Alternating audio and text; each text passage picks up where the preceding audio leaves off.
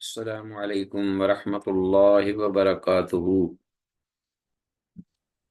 وعلیکم السلام ورحمۃ وعلیکم اللہ السلام وبرکاتہ۔ ورحمۃ اللہ۔ مرحبا بعودتکم ایھا الطلاب الکرام الی درس الحدیث من جدید، فحیاکم اللہ تعالی وجزاکم اللہ احسن الجزاء فی الدنیا والآخرہ، داعین اللہ جل شأنہ ان یبارک لنا فی هذه العلوم وان یسہل علینا هذه الدروس۔ رب زدنی علما، رب اشرح لی صدری ویسر لی امری واحلل عقدۃ من لسانی یفقہوا قولی، وبشر عبادی الذین یستمعون القول فیتبعون احسنہ، اولئک الذین ہداہم اللہ واولئک هم اولو الالباب۔ عزیز طلباء، اللہ کی توفیق اور اس کے فضل و کرم سے مشکوٰۃ المصابیح کے سلسلہ دروس کا ایپیسوڈ نمبر 4 یعنی چوتھا سبق ہمارے پاس موجود ہے، اور آج کے ہاں جی کیا سوال ہے؟ شیخ میں نے ایک بات کہنی تھی آپ سے۔ جلدی ذرا کیجیے، پھر ٹائم ہمارا نا ویسٹ ہو جاتا ہے۔ جی جی شیخ، وہ آپ نے کہا تھا نا کہ وہ اسائنمنٹ بھیج دیں ہم، تو میں نے جی، آپ کو آج صبح بھیجی ہے، وہ دیکھ لیجیے گا شیخ، آپ کا نام پچھلے سیمسٹر کے۔ نام کیا ہے؟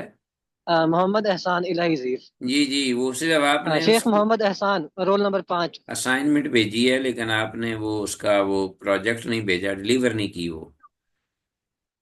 وہ آپ کے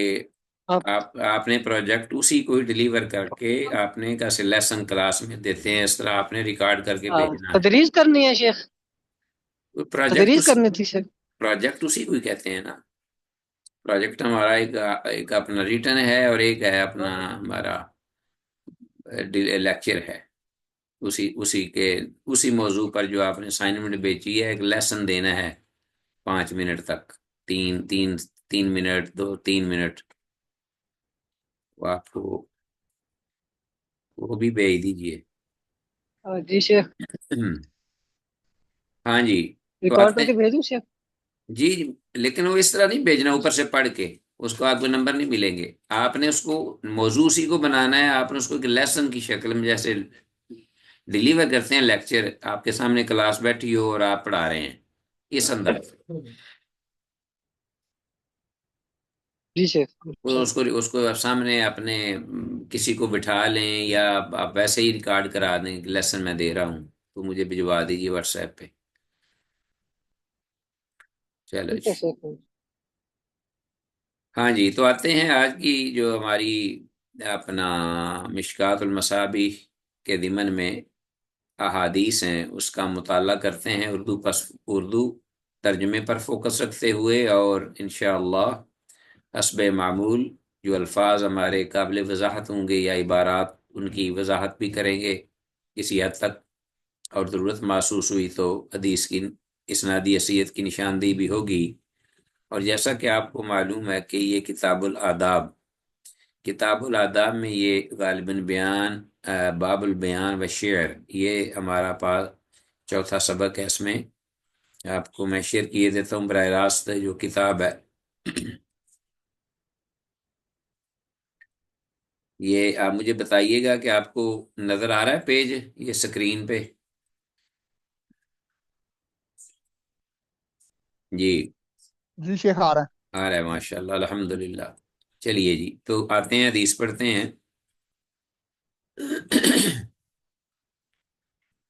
یہ تیسری فصل ہے اس باب کی، باب البیان و شعر۔ کیسی گفتگو، کیسا خطاب، کیسے دروس، کیسی تقریر سپیچ ہونی چاہیے، اور اشعار ابیات کیسے ہوں، اس بارے میں رہنمائی ہے۔ 4805 حدیث عن عائشہ عائشہ رضی اللہ تعالیٰ عنہ سے یہ روایت ہے، قالت وہ کہتی ہیں کان رسول اللہ کہ اللہ کے رسول صلی اللہ علیہ وسلم تھے، یدعو لحسان ممبرن، آپ حکم فرماتے، رکھواتے آپ لحسان حسان بن ثابت رضی اللہ تعالیٰ عنہ کے لیے ممبرن ایک ممبر، فی المسجد مسجد میں، مسجد میں حسان بن ثابت رضی اللہ تعالیٰ عنہ کے لیے آپ ایک ممبر جو ہے وہ رکھواتے، نصب کراتے، یقوم علیہ قائمن، تو وہ اس پر کھڑے ہو جاتے، قائمن یقوم علیہ قائمن، تو کھڑے ہوتے ہوئے، یفاخر رسول اللہ او ینافح، آپ رسول اللہ صلی اللہ علیہ وسلم سے دفاع فرماتے، یعنی ایسے اشعار پڑھتے جو کہ اللہ کے رسول صلی اللہ علیہ وسلم کی ذات اقدس سے ایک دفاعی انداز ہوتا آپ کا، کہ آپ دفاع کر رہے ہیں، او ینافح، یفاخر او ینافح، یہ دونوں کا معنی ایک ہی ہے، تو راوی جو ہیں انہیں غالباً یہ بھول گئے کہ کون سے لفظ جو ہیں وہ عائشہ رضی اللہ تعالی عنہا نے بیان کیے ہیں، یفاخر رسول اللہ او ینافح، معنی یہی ہے دفاع کرنا، دفاع کرتے، ڈیفینڈ کرتے اللہ کے رسول صلی اللہ علیہ وسلم کو اپنے شعروں میں برسر ممبر، ویقول رسول اللہ، اور رسول اللہ صلی اللہ علیہ وسلم سن کر فرماتے، ان اللہ یؤید حسان بروح القدس ما نافح او فاخر رسول اللہ، کہ یقیناً اللہ یؤید، تائید فرماتا ہے، مدد فرماتا ہے اللہ تعالی حسان کی، حسان رضی اللہ تعالیٰ عنہ کی روح القدس کے ذریعے، یعنی روح القدس سے مراد جبریل الامین، جبریل الامین کے ذریعے یقیناً اللہ تعالی حسان بن ثابت کی مدد فرماتے ہیں، ما نافح او فاخر رسول اللہ، جب تک کہ وہ رسول اللہ صلی اللہ علیہ وسلم کی ذات اقدس کی طرف سے دفاع کریں، یعنی وہ دفاع کرتے ہیں یا ایسے اشعار پڑھتے ہیں جو کہ آپ صلی اللہ علیہ وسلم کی ذات اقدس سے دفاع کے طور پر انسان کو جو ہے وہ انگیخ دلاتی اور ابارتی ہے۔ رواہ البخاری، سے امام بخاری نے روایت کیا ہے اس حدیث کو۔ تو حدیث میں ایک تو سیدنا حسان رضی اللہ تعالیٰ عنہ کا مقام اور مرتبہ جو کہ بارگاہ رسالت مآب صلی اللہ علیہ وسلم میں تھا، اس کا بھی تذکرہ ہے، اور اس بات کا بھی کہ مدد صرف اور صرف اللہ جل شانہ کی طرف سے ہی ہے، ومن نصر الا من عند اللہ، اور اسی طرح اللہ پاک کی بارگاہ میں جو دعا ہے یہ بھی مشروع ہے، اور انسان کو ہمہ وقت اللہ سے ہی مانگنا، مدد طلب کرنا چاہیے۔ آگے آتے ہیں، حدیث ہے ہمارے پاس نیکسٹ 4806، وان انس بن مالک، انس بن مالک رضی اللہ تعالی عنہ سے یہ روایت مروی ہے، قال کہتے ہیں کان علی النبی حاد، کہ اللہ کے نبی صلی اللہ علیہ وسلم کے لیے ایک ہودی خان تھا، یعنی آپ صلی اللہ علیہ وسلم کی ذات اقدس میں شان میں تعریفی الفاظ کہتا، تو حادن یقال له انجشہ، جسے انجشہ کے نام سے پکارا جاتا تھا یا کہا جاتا تھا، وکان حسن الصوت، اور وہ تھا بڑی خوبصورت آواز والا، وقال له النبی، تو جب وہ پڑھتے، یعنی انجشہ جب وہ اپنے ابیات یا شعر جب کہتے، فقال له النبی، تو اللہ کے نبی صلی اللہ علیہ وسلم نے یہ کہا انہوں نے، رویدہ کا، ٹھہر جاؤ ٹھہر جاؤ، یا انجشہ، تو اے انجشہ،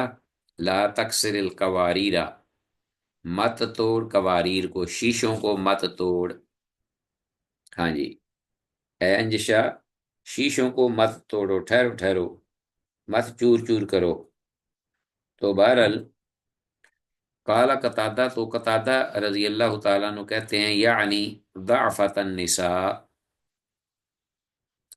مراد آپ صلی اللہ علیہ وسلم یہ الفاظ بول کر لیتے تھے، ضعفت النساء، جو خواتین یا عورتیں ہیں ان کی نزاکت یا ان کی جو کمزوری ہے سلسلے میں، وہ آپ مراد لیتے تھے۔ تو عورتوں پر ایسی جو آوازیں ہیں ان کا براہ راست اثر بھی ہوتا ہے، تو وہ توجہ بھی دیتی ہیں،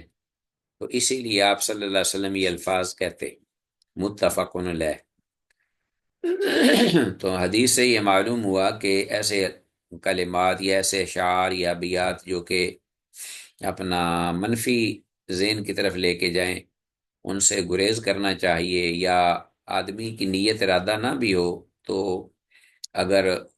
اس بیان سے یا اشعار سے یا بیات سے کوئی بھی چیز ہو دوسرے پر منفی اثر پڑ رہا ہو یا پڑنے کا خدشہ ہو، تو انسان کو اس سے جو تقوی کا یہی تقاضا ہے کہ انسان اس سے پرہیز کرے، اجتناب رکھے۔ حالانکہ انجشا جو تھے رضی اللہ تعالیٰ عنہ، ان کا یہ مقصود بالکل نہیں تھا، اور نہ ہی یہ اشعار یا بیات کہنے سے وہ مراد چاہتے تھے یا یہ ان کی نیت تھی۔ اچھا جی،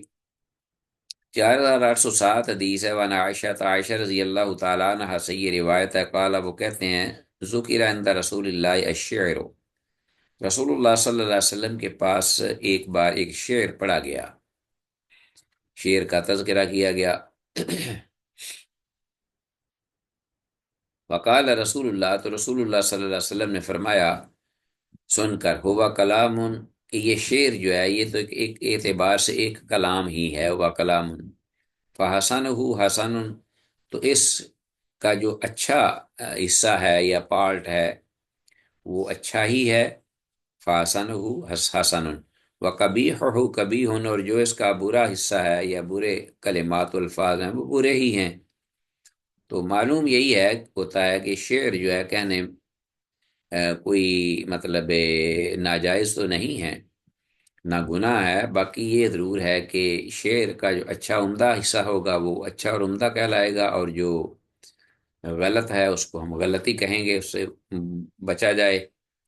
رواہ الدارقطنی، اس امام دارقطنی رحمہ اللہ نے روایت کیا ہے۔ تو حدیث کی یہ سند جو ہے ضعیف ہے۔ امام بہقی رحمہ اللہ کی روایت میں عبدالعزیز بن حبیب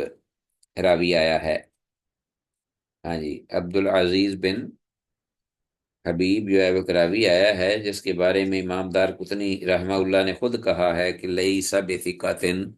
کہ یہ راوی ثقہ نہیں ہے، مضبوط نہیں ہے، تو ضعیف راوی آ گیا، تو اس اعتبار سے یہ، باقی جو اس کے اندر موضوع ذکر ہوا ہے اس بارے میں کوئی کسی کو اختلاف نہیں ہو سکتا کہ اچھا شعر جو ہے وہ اچھا ہے اور برا برا ہے۔ آگے حدیث ہے 4808، ورو الشافعی، امام شافعی رحمہ اللہ نے روایت کی ہے یہ حدیث، عن عروہ، عروہ سے مرسلا، مرسل، تو یہ مرسل روایت خود ہی ذکر کی گئی ہے، اور مرسل ہونا ہی اس کا جو ہے یہ ایک ضعف کی علامت ہے۔ تو بہرحال حدیث کی سند انتہائی ضعیف ہے، ٹھیک ہے جی، اور سند میں مزید ابراہیم بن ابی یحییٰ متروک راوی بھی موجود ہے۔ تو یہ متن یہی ہے جو اوپر ذکر ہوا ہے، لیکن صرف عن عائشہ کی بجائے عن عروہ ہے، مرسلن۔ آگے ہے 4809 حدیث، وعن ابی سعید الخدری، ابو سعید خدری رضی اللہ تعالی عنہ سے یہ روایت مروی ہے، قال، وہ کہتے ہیں، بینا، اس حال میں کہ نحن، ہم تھے، نسیرو، چل رہے تھے، مع رسول اللہ، رسول اللہ صلی اللہ علیہ وسلم کی رفاقت میں، آپ کی معیت میں ہم جا رہے تھے، بالعرج، عرج علاقے میں، عرج علاقے میں ہم آپ صلی اللہ علیہ وسلم کے ساتھ جا رہے تھے، اور عرج علاقہ جو ہے یہ یمن کا ایک حصہ ہے، ایک علاقہ ہے۔ اذ اراد شاعر ینشد، کہ ناگہاں یعنی اچانک ایک شاعر، ارادہ آیا سامنے، شاعر، ایک شاعر، ینشد، اور وہ گانے لگا، اشعار کہنے لگا، وقال رسول اللہ، تو اللہ صلی اللہ علیہ وسلم نے فرمایا، خذوا الشیطان، اس شیطان کو پکڑو بھائی، آپ نے فرمایا، او امسکو، یا آپ نے یہ الفاظ فرمائے، او امسکو، کہ روکو، آز شیط یعنی شیطان، اس شیطان کو روک لو، یعنی شعر وغیرہ کہنے سے اس کو روکو، کیونکہ وہ شعر کہہ رہا تھا۔ لَأَن طالیہ جوف راجل، اور آپ نے یہ مزید فرمایا یہ کہ کسی آدمی کا پیٹ جو ہے وہ بھر جائے، قیحن پیپ سے، زخموں کی گندی پیپ سے، خیر اللہ، یہ اس بات سے بہتر ہے کہ من ان یمتلی شعرا، کہ وہ اس کا جو ہے اپنا پیٹ وہ شعر سے بھر جائے۔ تو شعر و اشعار و ابیات سے بھر دینے سے کہیں بہتر ہے کہ انسان کا پیٹ پیپ سے، گندے زخموں کی پیپ سے بھر جائے۔ رواہ مسلم، سے امام مسلم نے روایت کی ہے حدیث کو، تو حدیث صحیح ہے۔ حدیث کے الفاظ امسکو الشیطان، کہ اس شیطان کو شعر وغیرہ کہنے سے روکو، تو غالباً وہ شعر ایسے کہہ رہا تھا جو کہ ناجائز یا غلط تھے، اسی لیے آپ نے اس کو شیطان کہہ کے اس کو روکنے کا حکم دیا۔ 4808 حدیث ہے، وان جابر، جابر رضی اللہ تعالیٰ عنہ سے یہ روایت مروی ہے، قال، وہ کہتے ہیں قال رسول اللہ، کہ رسول اللہ صلی اللہ علیہ وسلم نے ارشاد فرمایا،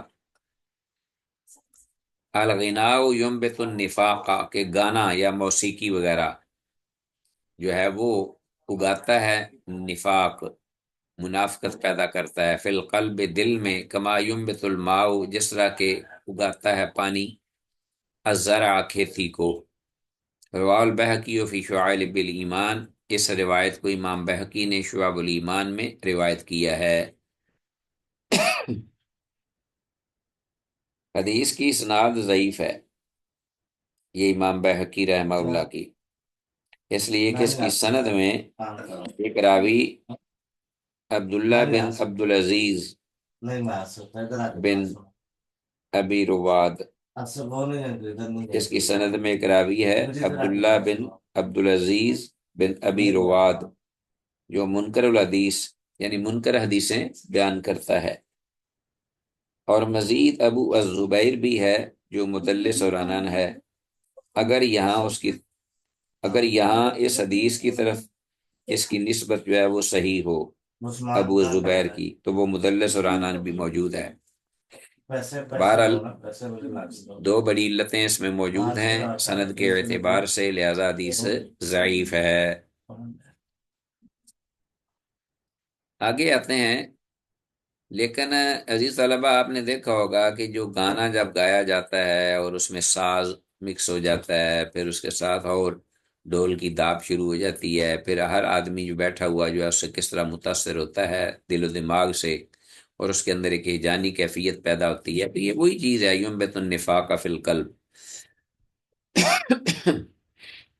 باقی سند کا جو ذکر ہے وہ میں نے کر دیا ہے۔ 4811 حدیث ہے، ون نافع، امام نافع رحمہ اللہ تعالی سے یہ روایت مروی ہے، قال، کہتے ہیں، حدیث بڑی معروف ہے اور بہت ہی وہ جو واعظین ہیں یا خطباء یا مصنف اس حدیث کو کوٹ کرتے ہیں، اور یہ حدیث حقیقتاً زبانی یاد کرنے کے لائق ہے۔ کیا حدیث ہے کہ سیدنا نافع رضی اللہ تعالیٰ عنہ سے یہ روایت مروی ہے، قال، کہتے ہیں، کنت مع ابن عمر، کہ میں تھا اپنے استاذ محترم عبداللہ بن عمر رضی اللہ عنہ ماں کے ساتھ، فی طریق، کے راستے میں، یعنی جا رہا تھا، فسمع مزمارا، کہ انہوں نے یعنی عبداللہ بن عمر رضی اللہ تعالی عنہما نے ایک مزمارن موسیقی کی آواز سنی، یا بنسری کی آواز سن لو، یہ جو دور سے چروائے وغیرہ اپنا بجاتے ہیں۔ فوضع اصبعیہ فی اذنیہ، تو انہوں نے فوراً اپنی دونوں انگلیاں ڈال دیں، فی اذنیہ، اپنے دونوں کانوں میں رکھ لیں، وناء عن الطریق الی الجانب الآخر، اور وہ ہٹ گئے، وناء عن طریق، اس راستے سے ایک دوسرے راستے یا جگہ کی جانب۔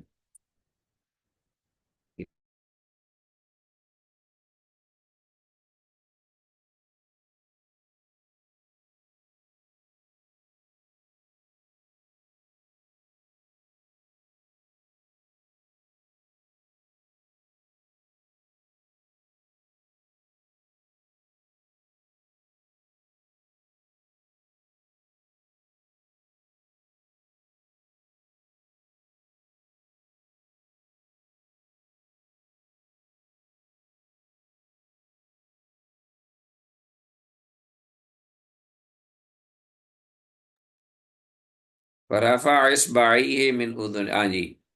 ونہا عن الطریق الی الجانب الاخر، اور عبداللہ بن عمر ساتھ ہی رضی اللہ عنہما الگ ہو گیا راستے سے ایک دوسری جگہ کی جانب۔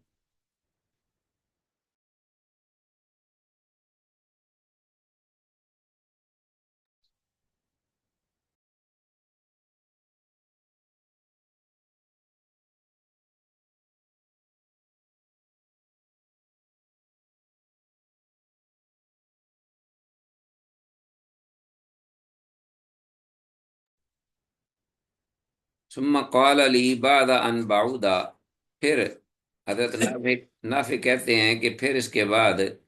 میرے استاذ محترم عبداللہ بن عمر رضی اللہ عنہما نے کہا مجھے، بعد ان بعودا،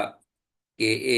اس جگہ سے دور ہو جانے کے بعد، یا نافع، اے نافع، هل تسمع شیئا، کیا ابھی بھی تو کوئی کچھ سنتا ہے،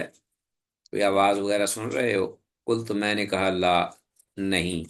فرفع اصبعیہ من اذنیہ، تو تب انہوں نے اپنی دونوں انگلیاں اپنے دونوں کانوں سے نکال لیں۔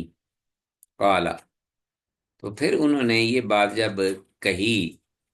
عبداللہ بن عمر رضی اللہ عنہما نے، تو پھر اس کو انہوں نے آگے مرفوع بیان کیا رسول اللہ صلی اللہ علیہ وسلم کے حوالے سے۔ کہتے ہیں کنت مع رسول اللہ،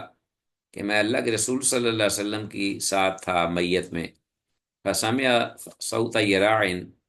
تو آپ نے اسی طرح کسی دور چرواہے کی بانسری کی آواز سنی۔ فصنع مثل ما صنعت، تو آپ نے بھی ایسے ہی کیا، اسی مثل جو کہ آج میں نے کیا ہے، جو کام۔ قال نافع، یہ بات کہہ کے سیدنا نافع رحمہ اللہ کہتے ہیں کنت اذ ذاک صغیرا، کہ اس وقت میں ابھی چھوٹا ہی تھا۔ رواه احمد و ابو داود، اسے امام احمد اور امام ابو داود نے روایت کیا ہے۔ 4811 حدیث کی سند صحیح ہے، اسناد حسن ہے، اور حدیث کے الفاظ الصوت یراع، ان کو انڈر لائن کیجیے، اس کا مطلب ہے چرواہے کی بانسری کی آواز۔ ٹھیک ہے جی، باقی کلیئر ہے اس کا موضوع جو ہے یا مفہوم اس کا، اس کے اندر ذکر ہوا ہے۔ کوئی بھی موسیقی یا بانسری وغیرہ یا ساز، اس قسم کی چیزیں، یہ رسول اللہ صلی اللہ علیہ وسلم کے ساتھ تک اور صحابہ اکرام احتیاط برتتے تھے۔ تو یہ جائے کہ لوگ جو ہیں وہ اپنا ذکر اذکار کے طور پر آج کل آپ دیکھتے ہیں کہ اپنا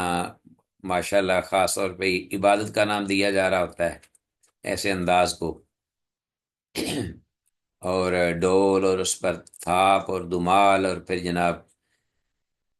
یہ چیزیں ساری، اللہ رحم کرے ہم پر اور ہمارے حال پر۔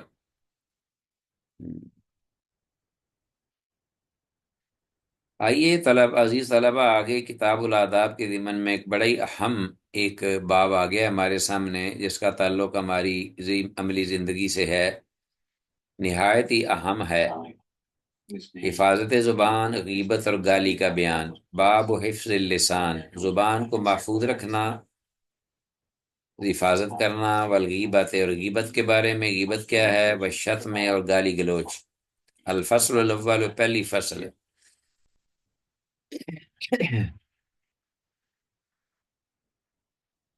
عن سہل بن سعد، سیدنا سہل بن سعد رضی اللہ تعالیٰ عنہ سے یہ روایت ہے، قال، وہ کہتے ہیں، قال رسول اللہ، کہ رسول اللہ صلی اللہ علیہ وسلم نے ارشاد فرمایا، من یضمن لی، جو بھی شخص، اب یہ من جو ہے میں نے کئی دفعہ کہا ہے کہ اس سے مراد من موصولہ لفظی اعتبار سے تو یہ بظاہر مفرد ہوتا ہے، لیکن اگر جمع اگر بول کے مراد لے کر بولا جائے تو اس میں سارے افراد شامل ہیں، عورتیں، مرد، چھوٹے بڑے، امیر غریب، بادشاہ فقیر، ہر قوم کے، ہر نسل کے، ہر زبان کے، اول آخر، قیامت تک۔ من یضمن لی، جو ضمانت دے دیتا ہے مجھے، ما بین لحییہ، اس چیز کی جو اس کے دو جبڑوں کے درمیان ہے، مراد زبان ہے، وما بین رجلیہ، اور اس چیز کی جو اس کے دو پاؤں کے درمیان ہے، ٹانگوں کے درمیان، مراد شرمگاہ ہے۔ اضمن لہ الجنت، تو میں ضمانت دیتا ہوں اس کے لیے جنت کی۔ رواہ البخاری، اسے امام بخاری نے روایت کیا ہے اس حدیث کو۔ حدیث کے الفاظ ما بین لحییہ ہے، اس کو انڈر لائن کیجئے، کا مفہوم کیا ہے کہ جو کچھ بھی انسان کے دو جبڑوں کے درمیان، یعنی زبان مراد ہے۔ ہاں جی، آگے ہے جی ہمارے پاس حدیث 4813 وعن ابی ہریرہ، سیدنا ابو ہریرہ رضی اللہ عنہ سے روایت ہے، کہتے ہیں قال رسول اللہ، کہ رسول اللہ صلی اللہ علیہ وسلم نے ارشاد فرمایا ان العبد لا یتکلم بالکلمۃ من رضوان اللہ، کہ یقیناً بندہ جو ہے وہ البتہ کلام کرتا ہے یا بولتا ہے ایسا کلمہ اللہ پاک کی رضامندی سے، ہاں جی، کہ جس میں اللہ کی رضا ہوتی ہے، اللہ کی رضامندی سے، لا یلقی لہا بالن، جس کی اسے کوئی پرواہ نہیں ہوتی، یعنی کیا مطلب کہ وہ بولتے وقت تو اس کو کوئی اہمیت نہیں دے رہا ہوتا، لا یلقی لہا بالن، یرفع اللہ بہا درجات، تو اللہ پاک اٹھا دیتا ہے اس کے ذریعے اس کو درجات میں، یا بلند کرتا ہے ان کے ذریعے، ان کلمات کے ذریعے درجات کو، کہ اس کو پتہ نہیں ہوتا۔ وَإِنَّ الْعَبْدَ لَيَتَكَلَّمُ بِالْكَلِمَةِ مِنْ سَخَطِ اللَّهِ، اور اسی طرح بندہ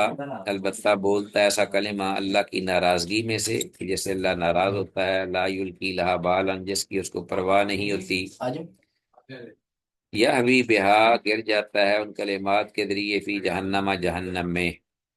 رواہ البخاری، امام بخاری نے اس کو روایت کیا ہے، وفی روایت اللہما،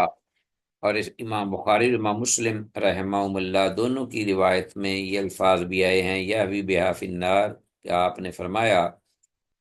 کہ بندہ جو ہے ان اللہ کی نافرمانی میں کہے گئے کلمات کے ذریعے گر جاتا ہے فی النار، آگ میں، اب آدھا، اتنا دور، ما بین المشرق والمغرب، جتنی دوری یا فاصلہ مشرق اور مغرب کے درمیان ہے۔ اللہ اکبر کبیرہ والحمد للہ کثیرہ، سبحان اللہ بکرۃ واصیلا، والعیاذ باللہ تعالی۔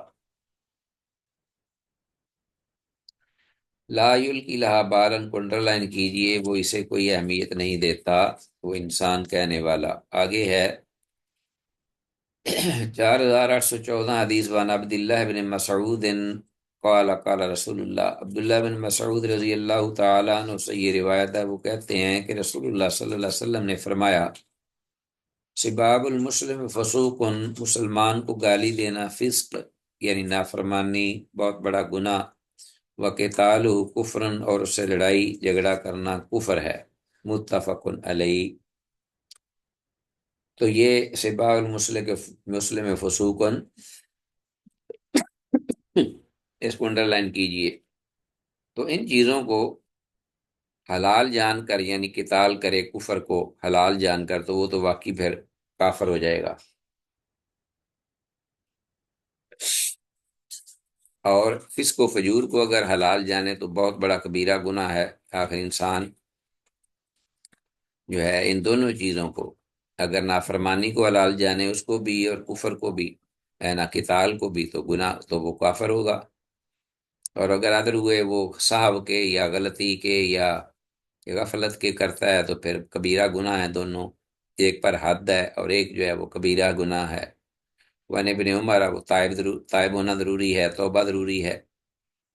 عبداللہ بن عمر رضی اللہ عنہما سے روایت ہے، قال قال رسول اللہ، کہ رسول اللہ صلی اللہ علیہ وسلم نے فرمایا،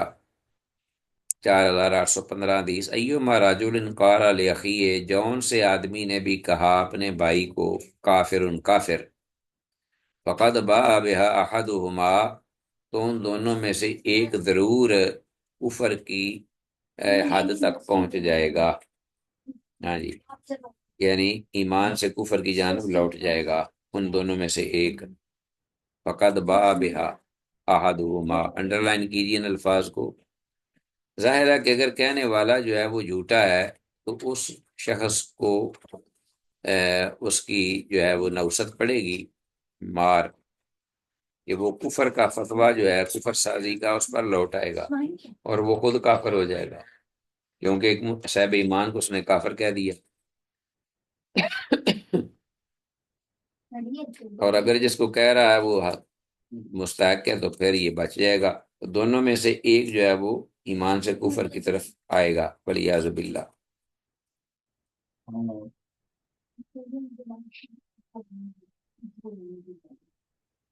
ہاں جی، تو عزیز طلبہ یہ آج کا ہمارا سبق تھا، یہاں تک جو کہ ہم نے پڑھ لیا ہے الحمدللہ، اور اسی پر ہم اکتفا کرتے ہوئے اپنے اس سبق کو وائنڈ اپ کرتے ہیں اللہ کی بارگاہ میں اس دعا کے ساتھ کہ جو کچھ کہا سنا ہے اللہ تعالیٰ اس پر ہم سب کو سمجھ کر عمل کی بھی توفیق دے، اور منوان اس پیغام رسول صلی اللہ علیہ وسلم کو دیگر امت تک بھی پہنچانے کی اللہ میں توفیق کامل مرحمت فرمائے۔ اگر کوئی سوال ہے آپ کے پاس، کیونکہ ہمارے پاس ٹائم ہے آج ماشاءاللہ، تو سوال ہے اگر آپ کے پاس تو آپ کر سکتے ہیں ان احادیث کے سلسلے میں۔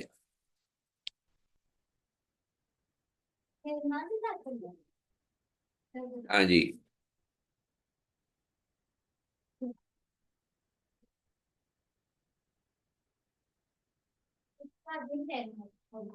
السلام علیکم سر۔ وعلیکم السلام جی۔ سر ویسے بس یہ کہنا تھا کہ آپ کو اسائنمنٹس ہم نے نا آپ کو سینڈ کر دی ہوئی ہیں، ہاں جی، تو پلیز آپ چیک کر لیجیے گا۔ بہت کم اسٹوڈنٹ ہیں جو سینڈ کرتے ہیں، پتہ نہیں کیا معاملہ ہے، اور وہ میرا حال 5-6 ہی ہے سب، صرف بقیہ جو ہیں وہ، یا شاید ہو سکتا ہے ایل ایم ایس پہ بھی انہیں بھیجی ہوں اور واٹس ایپ پہ نہ بھیجی ہوں، کچھ ہیں اگر میں تو بھی ہاں جی، اگر کچھ ہیں ایسے ساتھی تو وہ واٹس ایپ پہ بھیج دیں، کیونکہ وہ بعض اوقات وہ ایل ایم ایس آج کل نا جو وہ خراب کام نہیں کر رہا، تو میں جی ذرا، ٹھیک ہے سر، ہاں جی ذرا میسج، اناؤنس کر دیں گے گروپ ہاں میں۔ جی جی میسج سر، دے دیجئے کہ ان کے پاس وہ ہوں گی، وہ مجھے واٹس ایپ پہ جی بھی جی بھیج۔ جی بہت بہت سر ٹھیک۔ شکریہ جی، بارک اللہ فیکم۔ جی اوکے جی، پھر انشاءاللہ وإلی اللقاء، والسلام علیکم ورحمۃ اللہ وبرکاتہ۔